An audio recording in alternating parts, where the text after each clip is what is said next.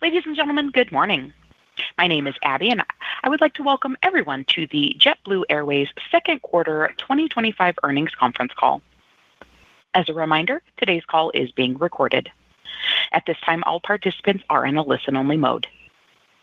I would now like to turn the call over to JetBlue's Director of Investor Relations, Kush Patel. Please go ahead, sir. Thanks, Abby. Good morning, everyone, and thanks for joining us for our second quarter 2025 earnings call.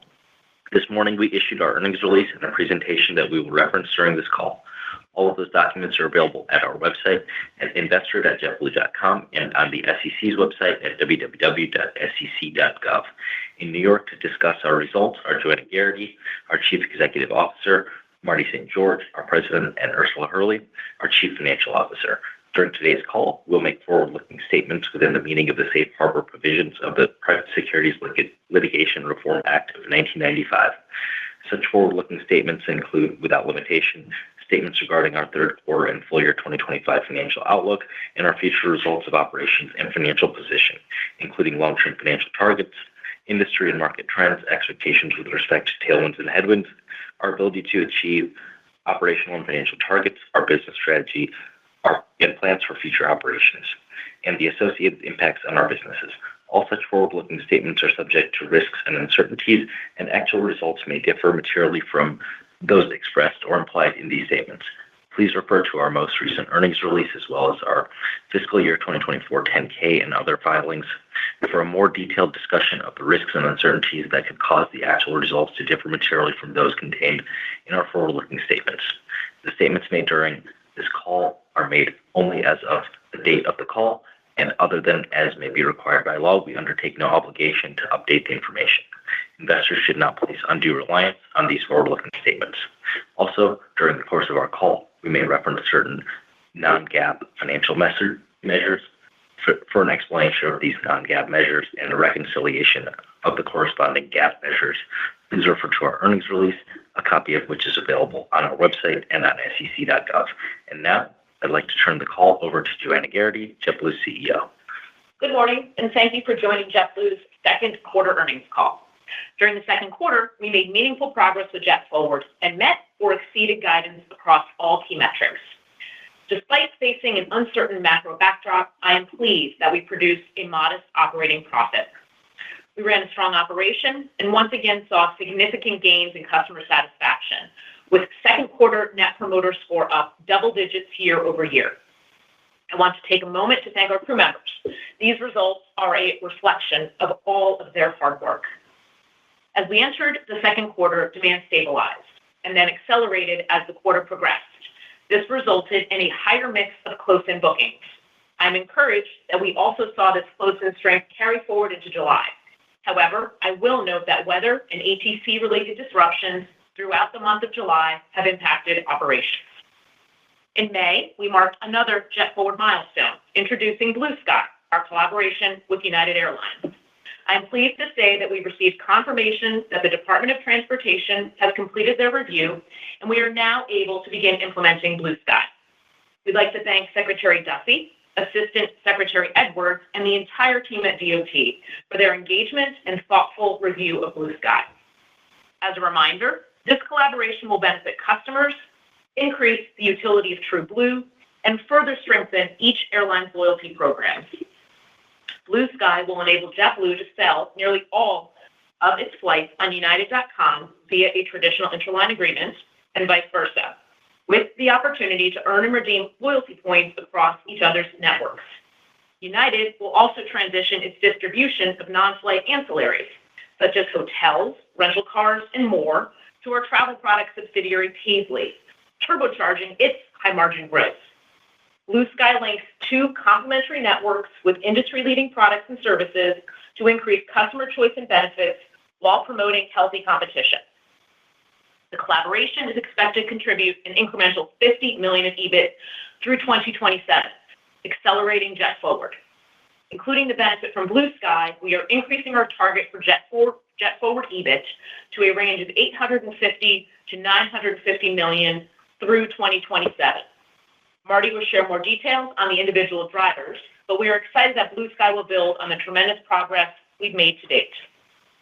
We are also pleased to report that our aircraft on the ground forecast due to the Pratt & Whitney GTF issue has improved, and we now expect to cycle through groundings much faster as a result.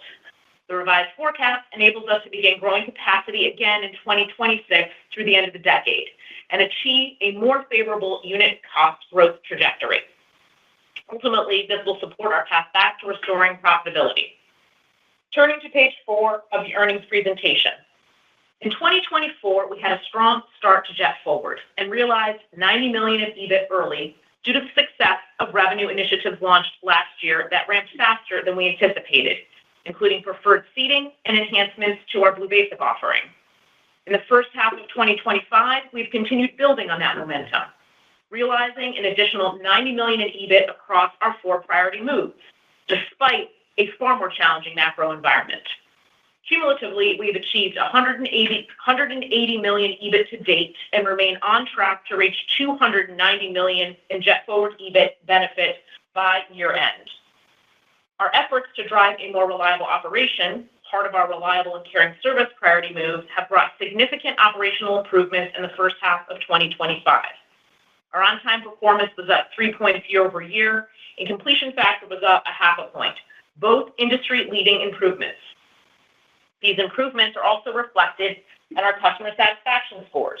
And for the first half of 2025, our Net Promoter Score was up double digits year-over-year, building on improvements made in 2024. In all, efforts to run a more reliable operation have contributed approximately $15 million of incremental EBIT benefit over the first half of 2025. We realized cost benefits from reduced disruption-related spend, such as lower overtime pay and fewer customer reaccommodations. Additionally, we are seeing indications that customers are choosing us more often, proof that the investments we are making in our operation, such as implementing increased schedule buffers and launching new tools to enable customer self-service, are having a positive impact. We believe that on-time performance and customer satisfaction are leading indicators for improved financial performance, and that running a strong operation is essential. These investments are especially important when we face disruptive weather, which is often compounded by air traffic control challenges, as we have experienced across our network in July. Our efforts to adjust the network to our strengths and build the best East Coast leisure network are also maturing nicely. As you recall, in 2024, we closed 15 Blue cities and redeployed over 20% of our network as we realigned to serve our core customer. These changes are ramping and are showing signs of relative improvement. For example, newer markets in secondary Northeast cities are exceeding expectations and are showing positive early traction. Overall, network optimization represents $15 million in incremental EBIT over the first half of the year. As part of our products and perks priority move, preferred seating continues to outpace expectations, and our new premium credit card is on track to double full-year projections for acquisitions, highlighting the tremendous amount of demand by customers for our premium products. Lounges, slated to open in JFK during the fourth quarter and in Boston Logan in 2026, remain on track and will complement our premium card to enhance the overall value proposition of TrueBlue. We are also updating our onboard experience to better serve our premium customers. This includes the enhancements to Even More launched earlier this year, and we also remain on track to begin rolling out domestic first class in 2026. At the same time, we are reinvesting in our brand and living the fun value. 25 for 25, JetBlue's 25th birthday promotion, our partnership with Bad Bunny, and our newly released Dunkin' and Super Mario liveries are driving excitement and reinforce our unique style and brands. Altogether, products and perks have generated $35 million in incremental EBIT during the first half of 2025. Lastly, our cost transformation is underway to secure our financial future, with around 100 initiatives focused on technology enhancements throughout our business, supporting customer self-service, disruption management, and fuel savings. In total, cost savings have driven $25 million in EBIT and have contributed to our controllable cost outperformance, with the second quarter marking our 7th consecutive quarterly cost beat.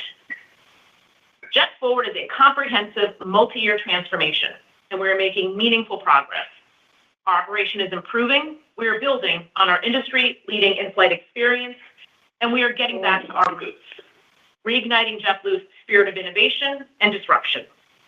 We know there's more work ahead, but the momentum we've built gives us confidence that JetForward is the right plan, supported by the best crew members in the industry and a leadership team that is acting with urgency to meet the demands of a dynamic operating environment.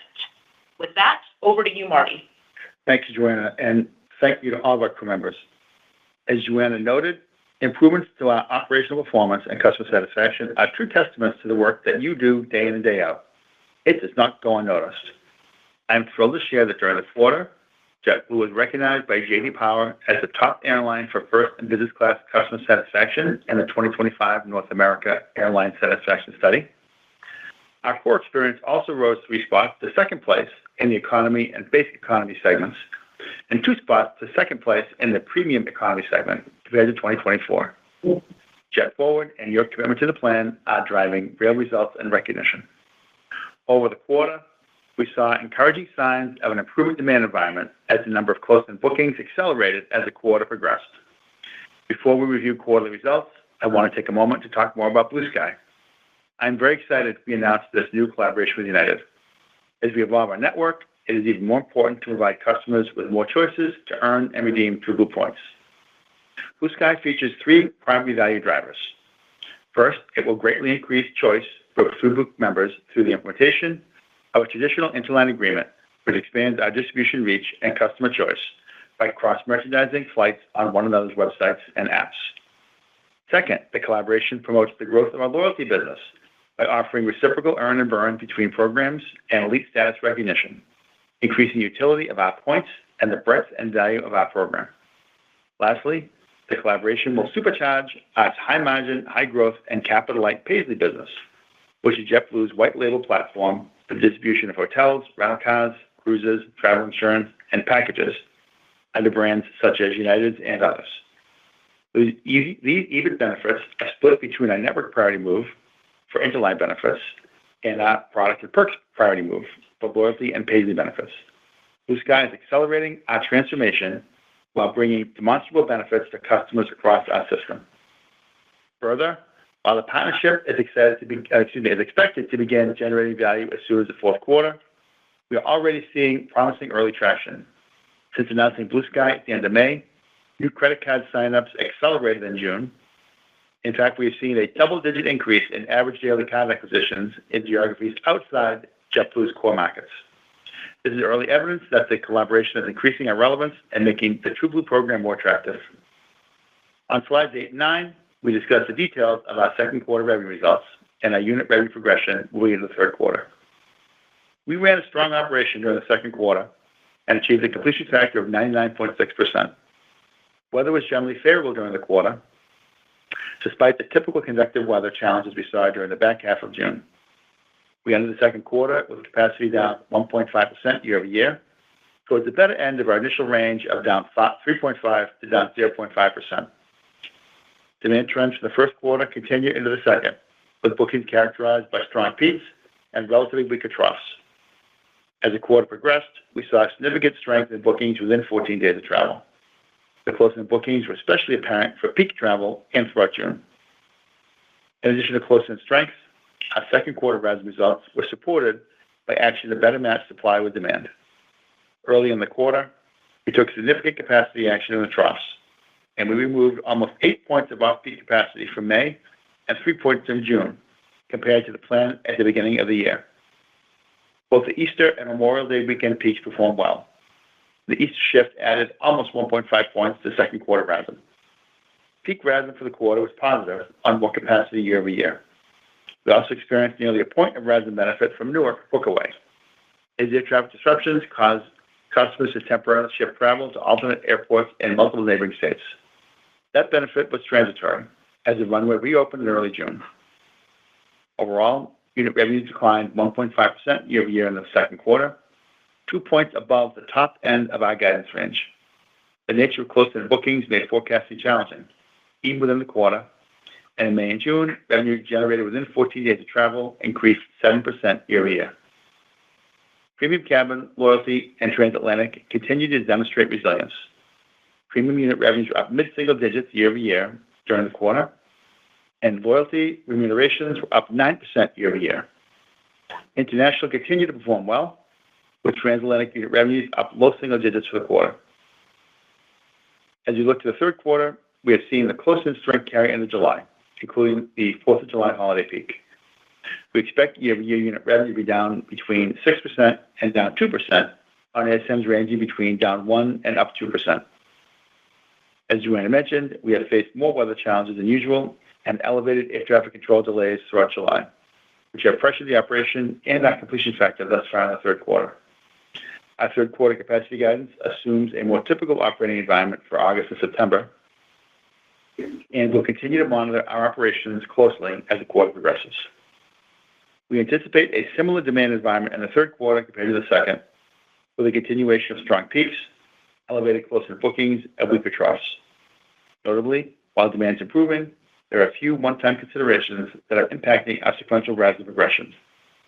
In the second quarter, we benefited from both the Easter shift and Newark, representing roughly 2 points of RASM uplift. During the third quarter, we'll be lapping 1 point of CrowdStrike benefits, or, unlike many of our peers, we realized a revenue gain from pair book-away during the event last year. Additionally, the midpoint of our guidance for the third quarter translates to a roughly 2-point sequential increase in year-over-year capacity. Adjusting for these considerations, our third quarter RASM guidance implies continued demand and unit revenue improvement as we head into the second half of the year. Further out, at the end of the fourth quarter, we are optimistic that demand will continue to improve, and we're using this as our overarching planning assumption.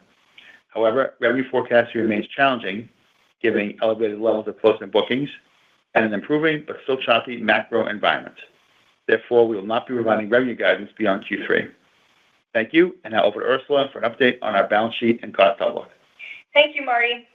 During the second quarter, we generated a modest operating profit, a small step on our road to sustained profitability. We also adjusted our fleet plan, remained disciplined with our balance sheet, and continued executing on our cost goals. These actions are grounded in our overarching objectives to enable capital-efficient, long-term growth, drive profitability, and generate free cash flow. Turning to slide 11 for an update on our fleet. At the onset of the year, we shared that our Pratt & Whitney GTF-related aircraft groundings were expected to average mid to high teens for the duration of 2025 and to peak 1 to 2 years into the future. I'm very pleased to announce that the forecast for aircraft on the ground has improved materially, and we now expect to average fewer than 10 AOGs this year and believe that 2025 represents the peak, with the number set to reduce as we progress into 2026 and fully resolved by the end of 2027. The improved AOG forecast is primarily driven by the extension of required maintenance intervals due to better than expected GTF durability performance and aggressive self-help we have undertaken to source spare engines.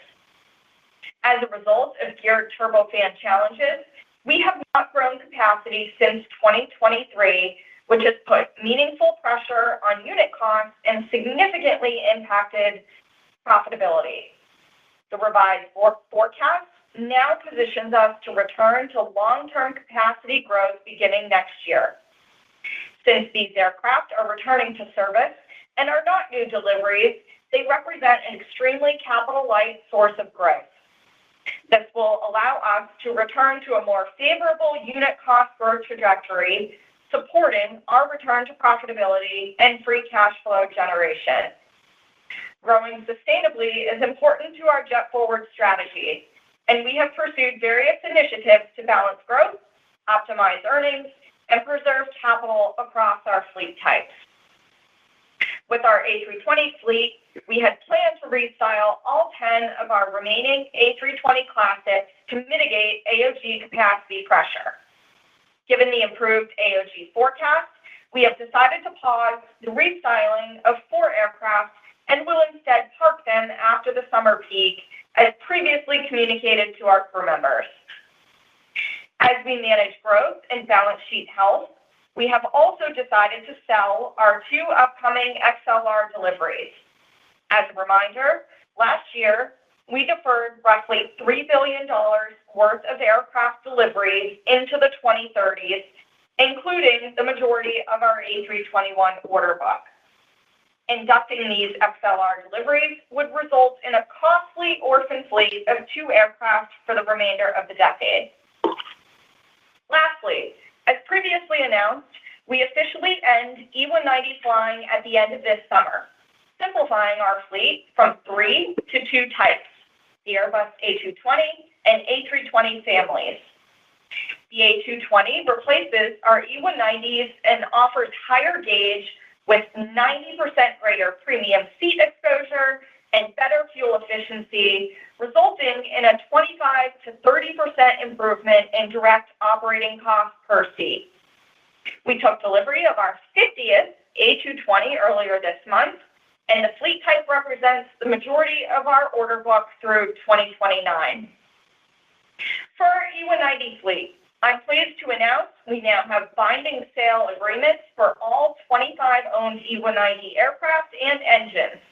The transition began in the third quarter and will continue through the first half of 2026.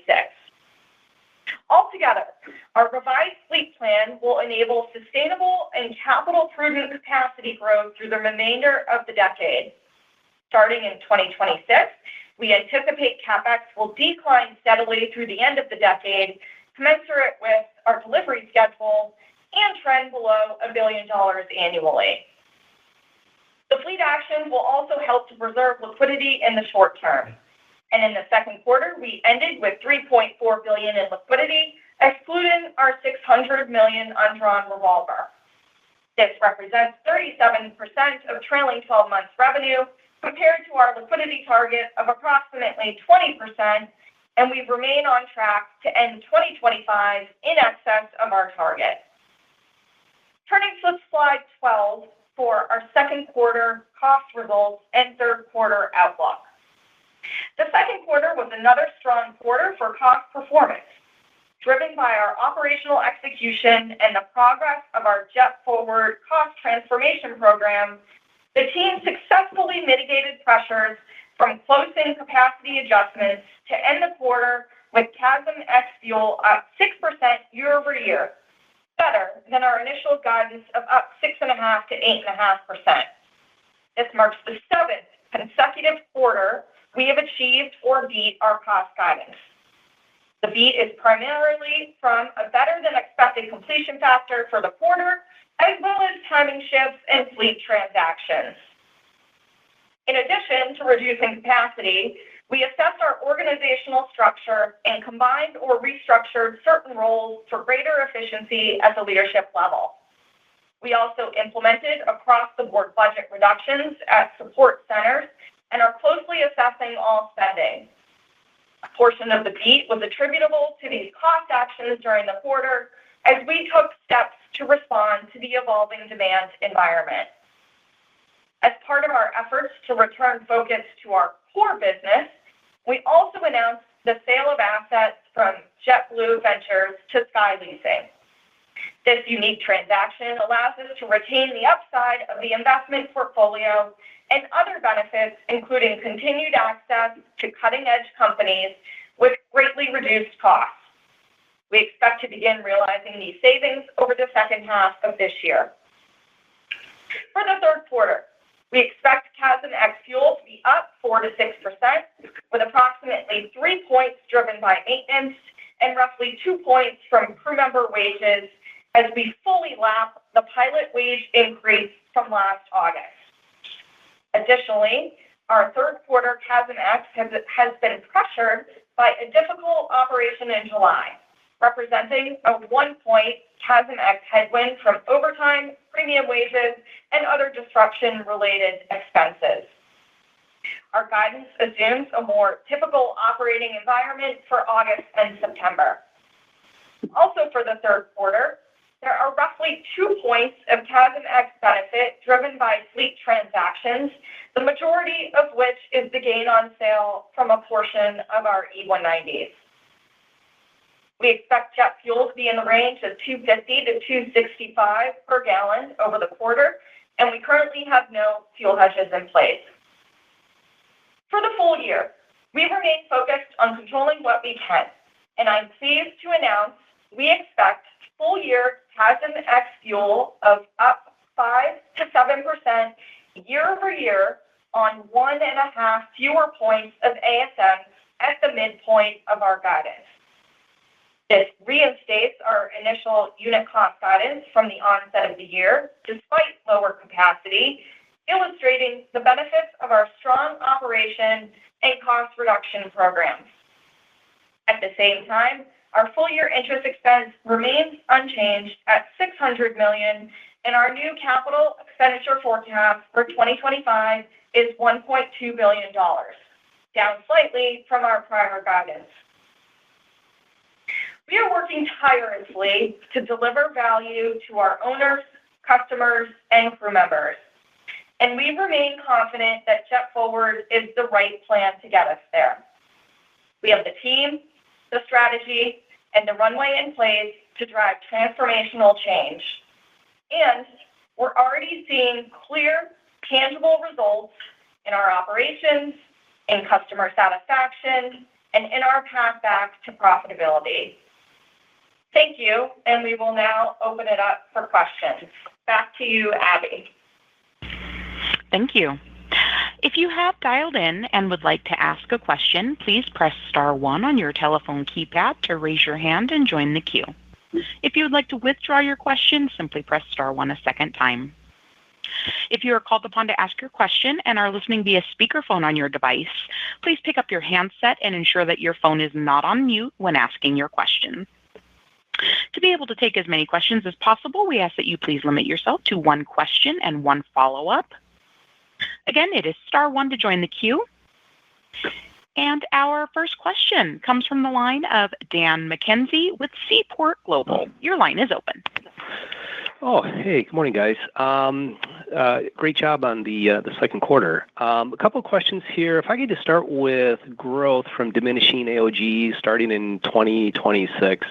I wonder if you can just help us size the pace of that growth that we should expect. And just related to this, how much larger could JetBlue be today without adding pilot headcount? Good morning, Dan. Thanks for the question.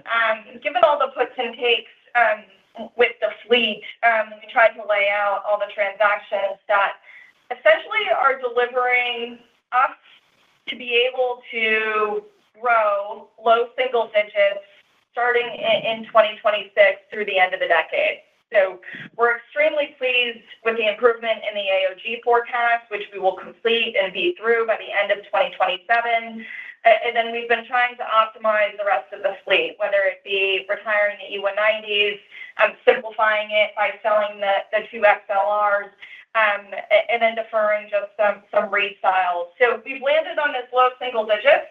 Obviously, we're willing and able to respond to the macro backdrop over that time frame and increase capacity slightly or decrease capacity to better match the outlook based on the demand environment. So that's the trajectory. Obviously, we're extremely pleased to be able to see the light at the end of the tunnel in terms of the AOGs, because this has been a material headwind on JetBlue. And I do believe that when the macro environment continues to improve, this will be a tailwind for us. If I could just add on the pilot question, we have a sufficient number of crew.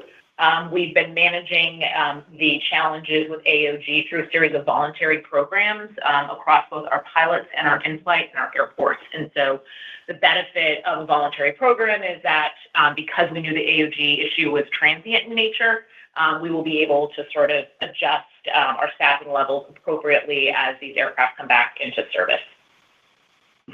Yeah, very good. Marty, if I could go to JetBlue's 51 partners. I remember when JetBlue first began adding partners, the stat you would share with us all was that, these partnerships were filling the equivalent of 2 to 3 planes per day. I'm just wondering, where is that stat today? And then related to that, is there less international inbound today that you would expect to come back in 2026 and 27? And, roughly how many percentage points of RASM can that increased connectivity typically drive? Okay, well, a lot of questions, Dan. Thanks. Let me start with this. We have 51 partners today, and we feed in multiple focus cities, and we're really happy with the partner portfolio that we have. Obviously, the United partnership is going to be very, very important to us, and we're really excited about adding United into the portfolio, not just from a perspective of feed, but also what it's going to do for TrueBlue, what it does for Paisley, et cetera. So I see a lot of upside as far as how that goes. It's funny, I remember also the comments about, it fills one airplane, two airplanes. And I think that was back when there was a lot of skepticism about low-cost airlines doing partnerships. Now it seems like everybody's talking about partnerships, including ultra-low-cost carriers. So I think we sort of don't even look at that way anymore because, our view is this is asked and answered, and we've proven that partnerships are very, very effective for us. And the thing we have going for us is that if you're an international airline that wants access into the interior of the country, and you're not a member of SkyTeam, obviously, because you've got, that one SkyTeam airline with a very big operation in New York and Boston. Like, your best way to get access into the interior U.S. is JetBlue. And I think a lot of our partnerships, a lot of partners and partnerships are tied to that presence we have in this marketplace. I will also say, not just adding United to the mix, but we're looking forward to working with Star Alliance partners, who we think will also appreciate the ability to get connectivity into the East through New York and Boston. But overall, I feel like there's so many things about the JetBlue model. And again, I came here in 2006 for the first time. So many things about the JetBlue model that people questioned when we first did them that are now basically accepted as normal course of business for low-cost airlines. And I think it's just another example. We're very proud of the partnerships we've done. We love working with the partners that we do, and I see a lot of upside going forward. Yeah, that's perfect. Thanks, Marty. And our next question comes from the line of Tom Fitzgerald with TD Cowen. Your line is open. Hi, thanks so much for the time. I'm just kind of curious, just looking at the different buckets for JetForward, the 4 priorities. Are you able to provide any color about how, as you go from the 180 to the 290, which of the 4 buckets, what you expect the contributions to be? Yeah, I can take that. I think in general, it's kind of spread evenly across the four buckets. I think as you think about the back half of the year, network ramping continues to be a meaningful driver. Most of the changes we made to the network were Q3 last year, and they're nicely in ramp, but we've got a ways to go. So, pleased with the progress. As we mentioned, we've realized 180 of EBIT cumulatively, 90 million in 1H. We'll see another 110 through the year end for a total of 290 by the end of this year. And we have very clear proof points across each one of the priority moves that JetForward is working. But it is a multi-year plan, and it's going to take some time to realize the full benefits of it. Okay, great. Thanks. That's really helpful. And then just as a follow-up, I'm just wondering if you'd mind providing any more color on just kind of customer trends, like by the different segments over the course of 2Q, and then just quarter to date, what you have kind of on the books, whether by kind of core leisure, VFR, TrueBlue loyalty members, corporates. Thanks again. Hey, Tom, I'll take that one. Thanks for the question. As far as what we're seeing, a lot of what we're seeing is similar to what we've heard from other airlines in their calls. Definitely doing better for international than domestic. Definitely doing better for premium versus the basic type customers. So I think we're sort of consistent in what we're seeing. We continue to see good numbers with TrueBlue, and we talked about some of the numbers as far as the growth of the credit card, our remuneration. I think overall the trends are actually good. I think the most important trend, and it's one that I give all the credit to our crew members for, is our Net Promoter Score. The last report we had done for Net Promoter Score, we were at the top of the industry for NPS. And frankly, we've come a long way in the last 3 years. So from that perspective, I sort of look at that as sort of the straw that stirs the drink, so to speak, if we can use the baseball analogy. Because without a great customer experience, we can get these customers on board once, but they may not come back. But I have great gratitude for our crew members providing just amazing service so that the customers who do fly JetBlue are really happy and hopefully come back. And frankly, I'm looking forward to having our partnership customers, whether United or Lufthansa, whoever ends up being a partner, come to fly JetBlue. Because again, I feel like once you try us once, you'll recognize how much better JetBlue is, and you very much appreciate the JetBlue experience and look for us in the future. I should have mentioned, you asked about business customers. In general, we have year-over-year, we've taken a pretty big hit to our business customer network because we've closed a lot of the business routes we flew at LaGuardia. Notwithstanding, our business revenue is basically flat year-over-year for the quarter. So I actually see that as a very good sign. And our next question comes from the line of Jamie Baker with JP Morgan. Your line is open. Hey, good morning, everybody. So, Marty, a question on JetBlue. Do you have a view on where they fly with their 7 daily frequencies? I mean, I'm assuming it's transcon, as opposed to, I don't know, flying to Dulles or something like that from JFK. So if it is transcon flying, have you modeled for that increased competition as part of your overall blue sky estimate? Hey, Jamie, thanks. It's Joanna. I'll take that. So as you know, it would be illegal for us to discuss with our partner where they may intend to fly to JFK slots. So we have not had those conversations, nor do we intend to. Obviously, we've made certain assumptions in our model as to what the impact of United flying those slots may be, and that is included in the value of the overall deal. There's obviously a series of puts and takes. United was obviously interested in the slots, and there is an impact to JetBlue if they operate those slots to a variety of different markets. At the same time, selling the JetBlue network over United.com has a very important revenue benefit for JetBlue. Likewise, the utility of the TrueBlue program and giving our customers global access. As you know, we sort of focused our own network on trying to drive scale in the Northeast. This is about trying to give scale to our customers to a global network. And then Paisley is sort of the real upside here in terms of the unique opportunity for us to basically provide a white label platform for United to sell its non-air ancillaries in the future.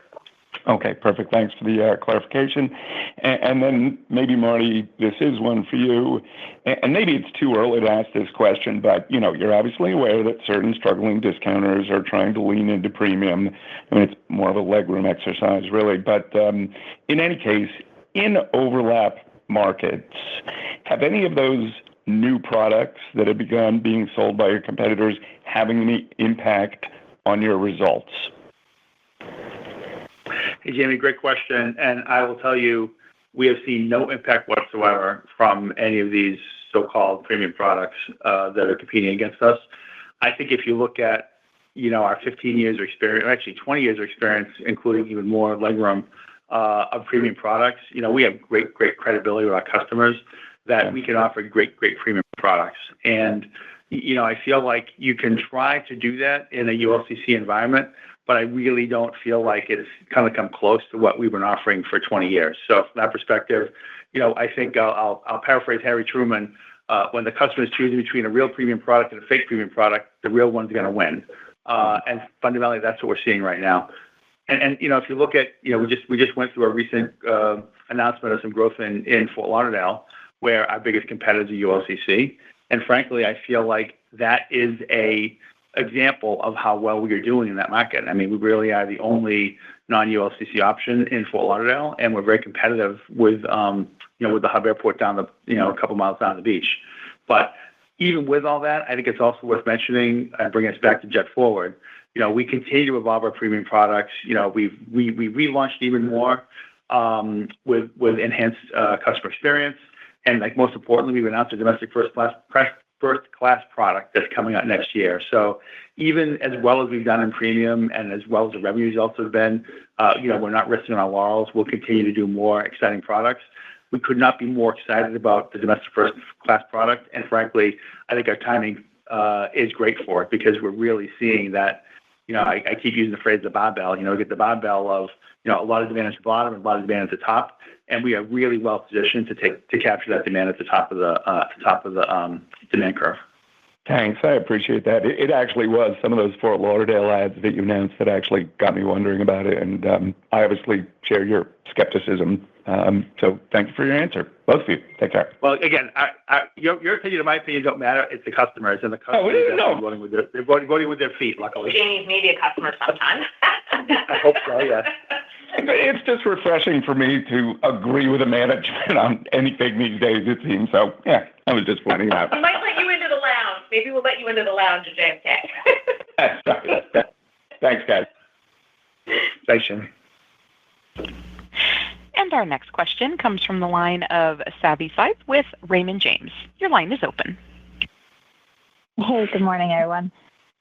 If I might follow up on Dan's earlier question on the capacity growth in 2026 a little bit more, just how much of that growth is coming from reversals of AOG and even in 2027? I'm just trying to get a sense of just how much of at least the very near-term growth in the next couple of years might be highly efficient from a cost perspective.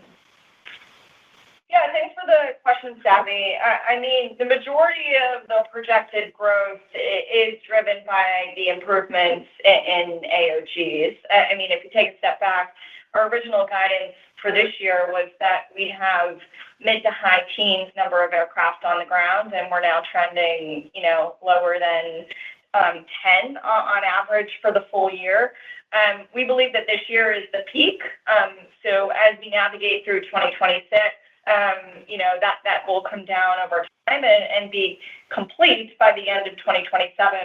I think, one of the major benefits here is gaining some efficiency on the unit cost growth trajectory. Obviously, we've been pressured in not being able to grow over the last 2 years, and so this should give us a level of efficiency on the cost side of the equation. So again, I'm hopeful that the macro backdrop is going to continue to improve, and when that does, this is going to be a tailwind for us, not only on the growth side, the cost side, but just from a true profitability perspective. Appreciate that, Ursula. And if I might, I wonder if you could, and I don't know if this is a question for Marty, perhaps, just talk a little bit about what you're seeing on the competitive landscape and if this current environment is causing any kind of change of behavior and among any of your competitors. That's a good question, right? I mean, honestly, I don't think I would not call it anything unusual in the competitive landscape right now.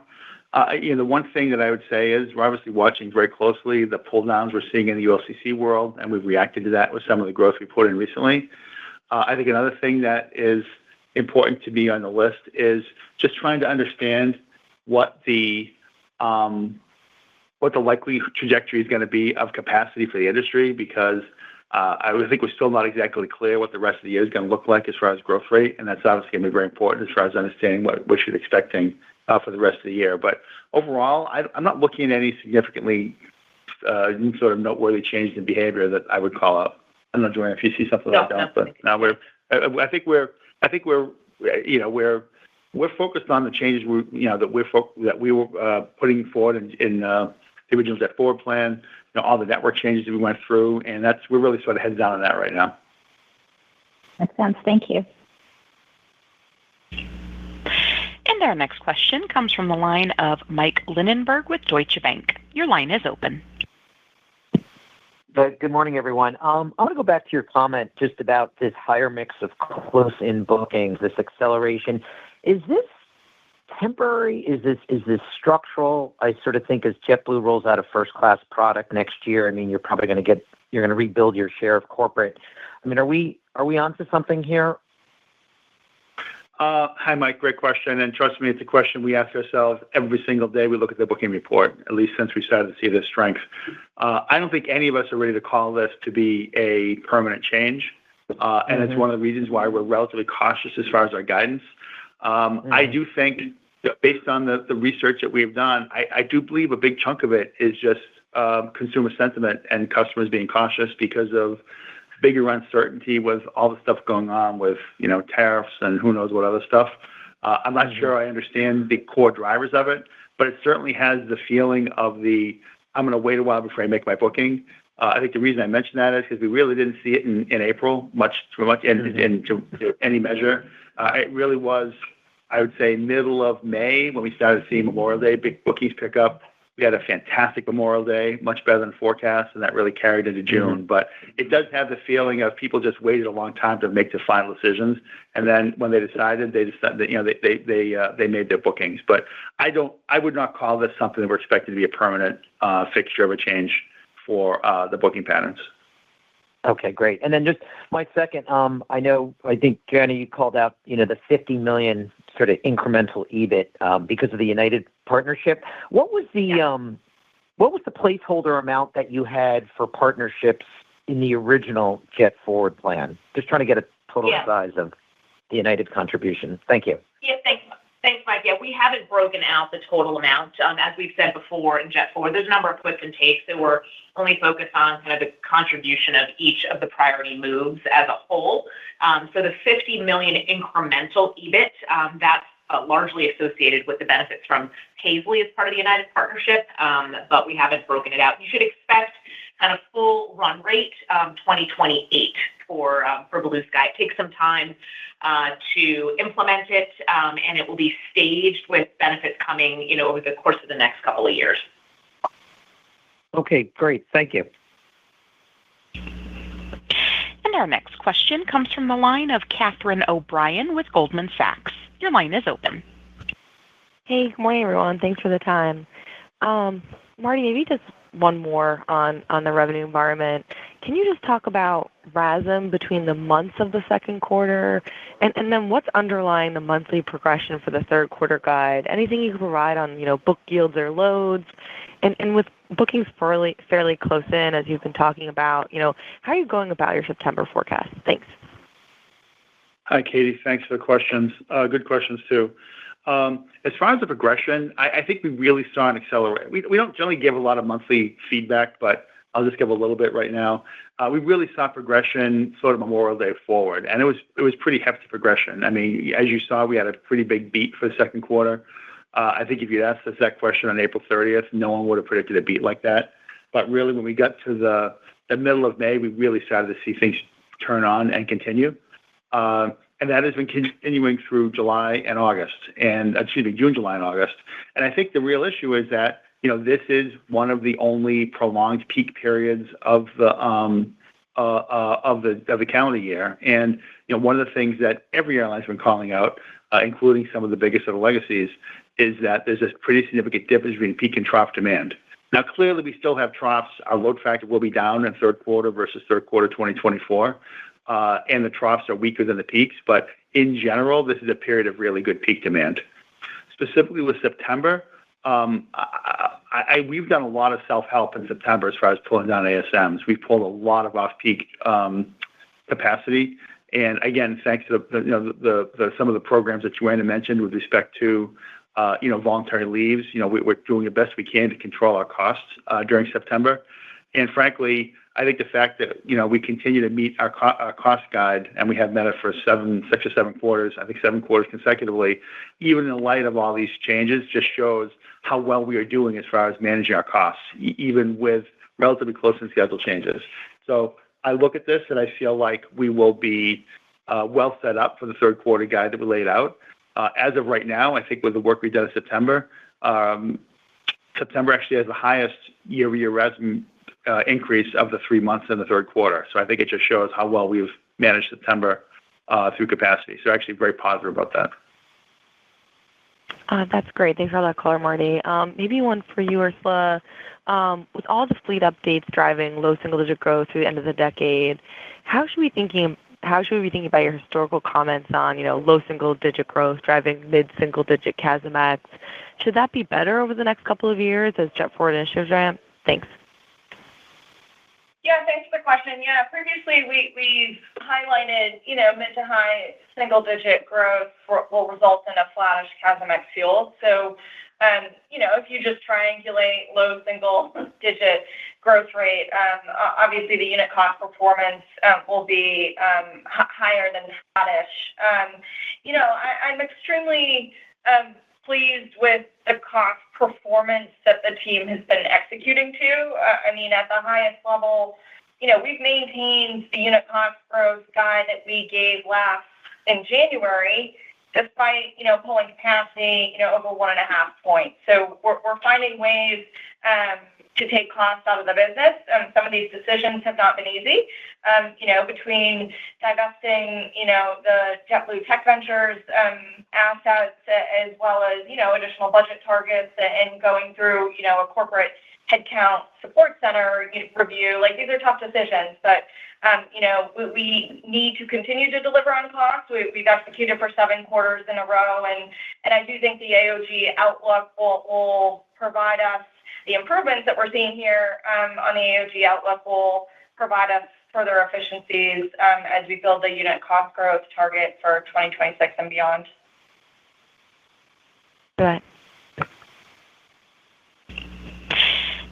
And our next question comes from the line of Duane Pfennigwerth with Evercore ISI. Your line is open. Hey, thanks. Good morning. Just on the travel products business or Paisley business, can you expand on how you kind of generate a margin in that business on your own bundle? What shape does that take? Is it commission based? Is it kind of a third-party clearinghouse? Do you have negotiated agreements on room inventory? And then maybe you could contrast, again, high level, broad strokes, the margin you make on one of your own customers versus the margin you make on a third-party airline customer like United. Hey, Duane. Thanks for the question. Great question, by the way. And I love talking about Paisley because, A, it's been a fantastic product for us and a great product for our customers. And B, as you saw from our guide up for JetForward, it's going to be an important part of our recovery program going forward, an important part of Blue Sky. So as far as how the math works, it's actually very simple. Just as a reminder for those who don't understand what we do through Paisley, it's selling all of our non-air ancillary products. So that includes, hotel packages under JetBlue Vacations brand. It includes standalone rental cars and hotels. It includes travel insurance. It includes cruises. We actually have like theme park tickets, like all sorts of things that customers use that are tied to a flight booking. Interestingly enough, we see customers who will book on Paisley who are not tied to a flight booking. We've sold cruises originating in Asia, for example, because they like the prices that we have and the ability to earn True Blue points. So Paisley's actually been great for our customers. We basically earn on commissions. So we get commissions from the hotels, from the rental car company, insurance, et cetera. We've negotiated, we don't release the exact number, but we're in the 4 digits of the number of hotels with whom we have contracts, in addition to a great exclusive deal right now with Avis for rental cars. And overall, it's been a great profit generator for us. The EBIT margin for Paisley is in the 50s and climbing into the 60s. It's also a very low capital business. The only capital we spend is basically a little bit of IT capex. And frankly, what we're most excited about is that we can scale this product up with the addition of access to United customers. And the way we describe it is basically it's a leads business. We bring them 40 million leads. The airline brings 40 million leads a year into Paisley, and now we're going to add 9 digits of leads from United customers.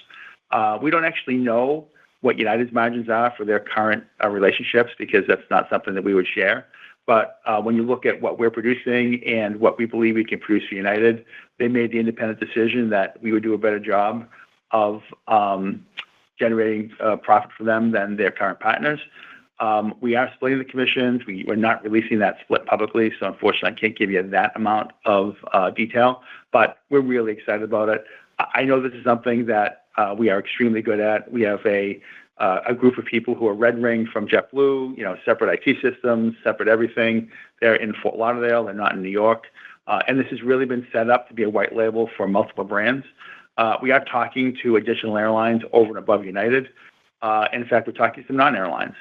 This group is very, very good at the job, and we're really excited about its ability to contribute to our profitability going forward. Okay, appreciate the thoughts, Marty. And our next question comes from the line of Atul Maheswari with UBS. Your line is open. Good morning. Thanks a lot for taking my question. On fourth quarter, I know you're not providing RASM guidance yet, but assuming demand stays at current levels, should RASM improve versus the third quarter? Again, I'm on a year-over-year basis, so fourth quarter year-over-year versus third quarter year-over-year, does that improve in the fourth quarter if demand stays at current levels, or does it take a step back given you lapse some of the December strength from last year? So just some directional color using your third quarter guidance as a marker would be helpful, assuming that the fourth quarter demand is in line with what you'd assume for the third quarter. Okay. Hi, Atul. Thanks for the question. I'm not even going to come close to approximating a guide, so I'm going to answer your question very carefully because we've deliberately chosen not to guide fourth quarter. And there's really two reasons. One of them is that when so much of the strength we're seeing in third quarter is coming from close-in bookings, which is a new pattern for us, I don't know that we want to call that as a permanent change in the booking curve, number one. Number two, there's a lot of uncertainty as far as the ASMs that are going to be out there in the industry. I think if you look at what airlines have reported their growth was, that would give you one assumption on RASM. If you look at what's actually out there loaded and what practice has been as far as people actually flying, that would give you a different number. And frankly, we are still offering a little bit too many ASMs in the fourth quarter. If you look at our annual guide for ASMs and look what's out there selling, it's very easy to do the math that we have probably a little under a point of ASMs to pull in the fourth quarter that are still out there selling. So I think with the lack of visibility on both the pace on how permanent this change in booking patterns will be, and also on whether the capacity cuts in the fourth quarter will go forward for the rest of the industry, I think it's too early to tell. That being the case, I think that what we've seen as far as the big overperformance in second quarter, and then on top of that, the progression in third quarter, we're feeling very confident about where the revenue environment is as far as recovery. But I think it's way too soon to call the specifics of what you're asking for fourth quarter. Yeah, we have less than 20% booked for Q4, and so as we get a bit closer, we'll be in a position to provide an update. Okay, fair enough. And then as my follow-up, as you return to growth next year, where will this growth be concentrated? Like what markets, geographies that you believe you're underserving today that could benefit from this growth? And related to that, how do you ensure that this growth does not cause any meaningful RASM dilution next year that could maybe offset some of the CASM-ex benefit that you might get? Yeah, thanks for the question. So we're not going to open the playbook and tell our competitors where we're flying next year. So, I think we'll keep that close to the vest until we're ready to communicate more carefully what we're going to be doing with that flying. I think in terms of your second question around how we're thinking about ensuring that the growth doesn't erode RASM and or impact sort of that low single-digit cost trajectory. A few things, the growth is very capital efficient. We already own these aircraft, so they're coming back into service. So there's very small costs associated with that as we think about it. But, if the environment doesn't improve or further degrades, we have a number of different levers we can pull to manage that growth. And I think if you look at what we've been doing this year, we've been doing just that. So we've reduced capacity. We've looked at, making actions with the fleet. So we've taken 4 of our 10 classics, and we're not going to be restyling those. We've also sold 2 XLRs, and then we can obviously adjust utilization up and down as the case may be.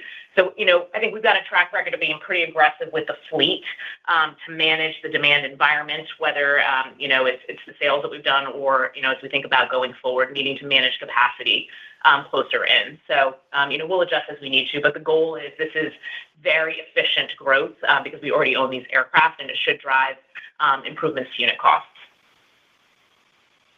Thank you, and good luck with the rest of the year.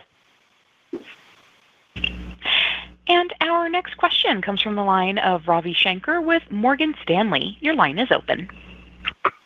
Great. Thanks, morning, everyone.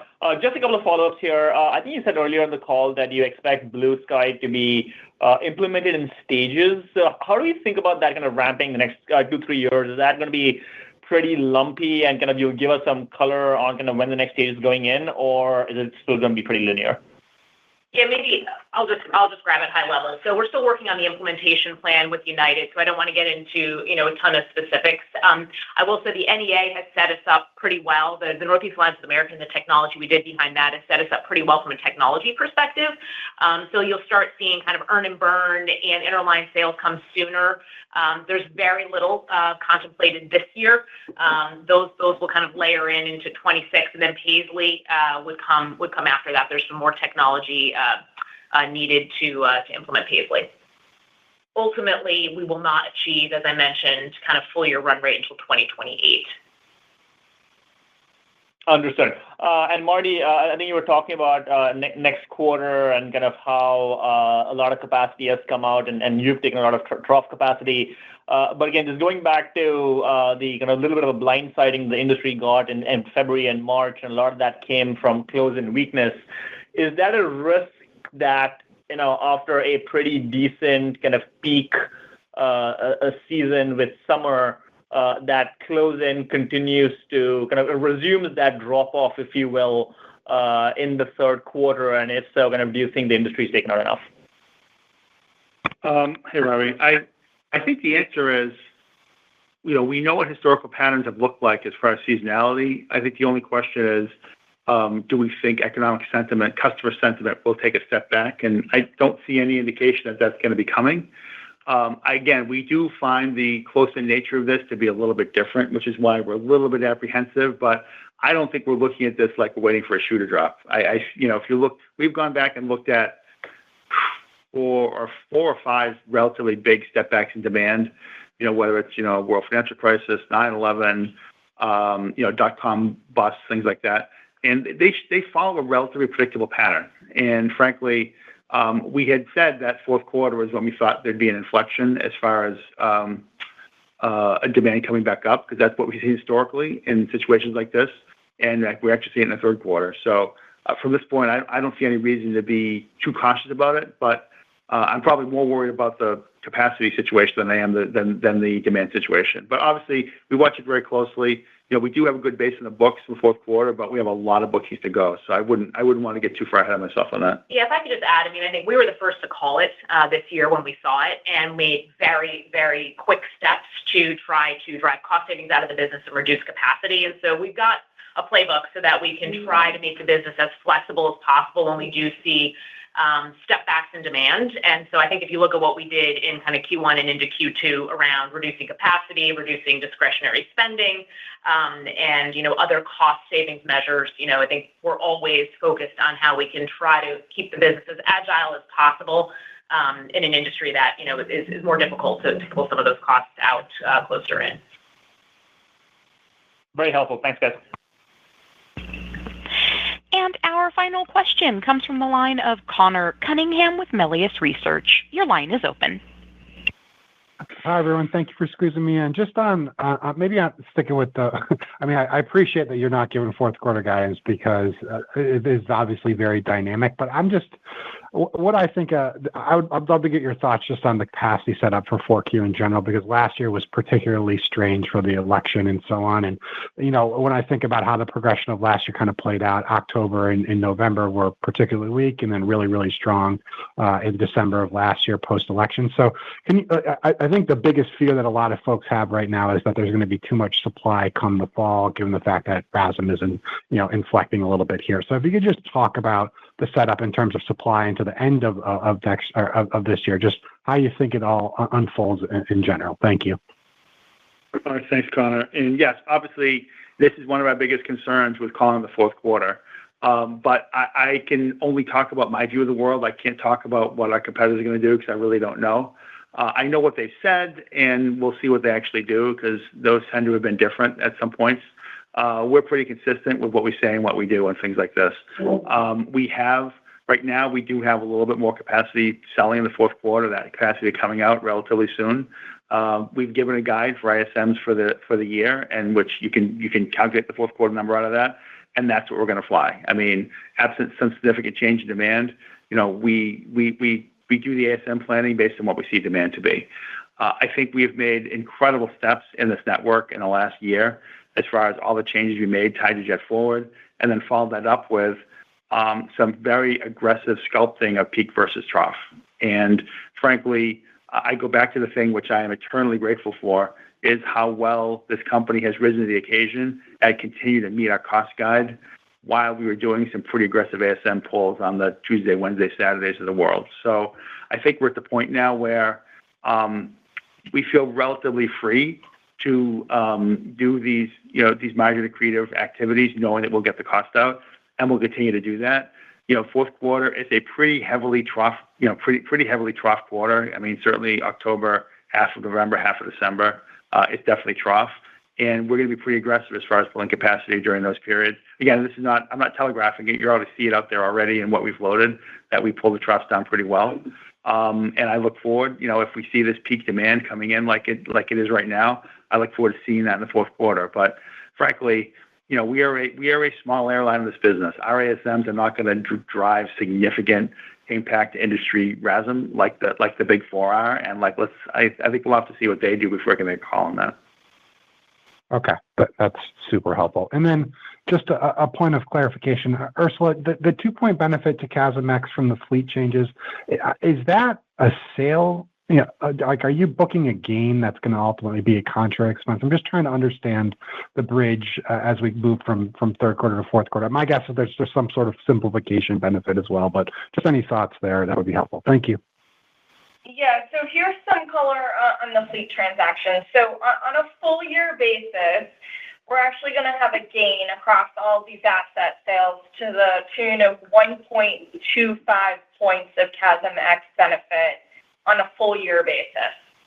Okay, and so then you back up, and in the second quarter, we actually outperformed on the CASM-ex guidance, and about half a point was driven by a gain on sale of these assets. So when I say assets, we got a multitude of different assets that we've been selling, right? It's the XLR 2 aircraft, it's the E190s, and then we've also been doing some sale-leasebacks on engines as well. So quite frankly, those assets are being pretty well received by the market, and so we're hence booking gains above and beyond what we had anticipated. So it was 0.5 points in the second quarter. We've obviously got 2 points in the third quarter, and then on a full year basis, to round it out, it's 1.25 points. Awesome. Thank you very much. And ladies and gentlemen, that will conclude today's call, and we thank you